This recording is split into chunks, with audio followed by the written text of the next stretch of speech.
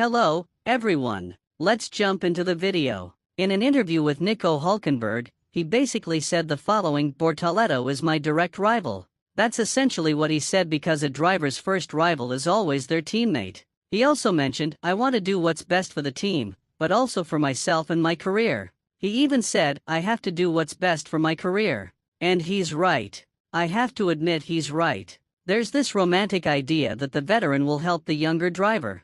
I've even said before that Bortoletto can learn a lot from Hülkenberg. He's a very skilled driver. But that doesn't mean Hülkenberg will just hand things over to Bortoletto on a silver platter. He probably won't want to. He might share car setups, but he probably won't be eager to share all the tricks of the car. This only reinforces the internal rivalry, and it will already be a test for Bortoletto himself. It's really interesting to see this kind of dynamic, the veteran versus the rookie. The rookie comes in with all the hype, and it's fun to watch. Personally, I enjoy this kind of situation, and of course, I hope Bortoletto stands out. But Hülkenberg is a good driver. You can't call him bad or think it will be easy. It probably won't. Most likely, in their first year together at Sauber, Bortoletto will have some difficulties competing with Hülkenberg. Of course, this is all theoretical projection. We need to wait until the cars hit the track to draw any real conclusions. But Hülkenberg isn't buying into the media narrative. He's being very straightforward, saying what every driver knows and does: I don't want to help you because you're my rival.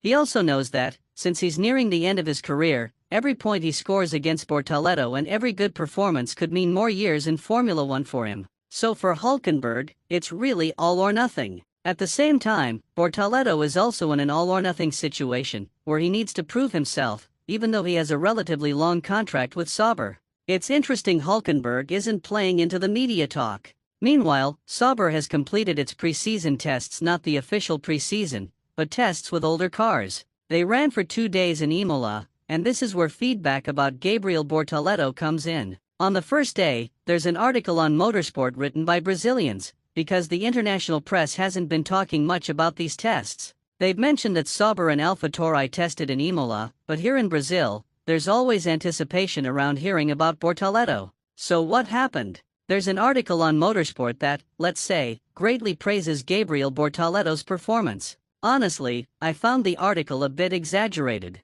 Why? Because it felt overly enthusiastic. I'm not criticizing the journalist Guilherme Longo in this case, but there's clearly a lot of expectation from Brazilians around Bortoletto. Sometimes, this can lead to a bit of overanalysis. If you read the full article, you'll see that it glorifies things that aren't necessarily a big deal. It even mentions an emotional moment when Raja and Bortoletto simulated a start, since Raja was also there with AlphaTauri and Racing Bulls. They talk about how exciting the practice start was, hyping up everything Bortoletto does, saying he was excellent in recovering from a mistake. So you can see they're hyping up the Brazilian driver quite a bit. The important thing here is that Sauber seems pleased. Based on the final test results, which concluded today, Sauber is reportedly calling the test excellent, and Bortoletto delivered strong lap times. In one session, he clocked a 1:30.4 on a track that wasn't fully dry. It seems he surprised the team with his strong performance at Imola with Sauber's car, which is obviously great.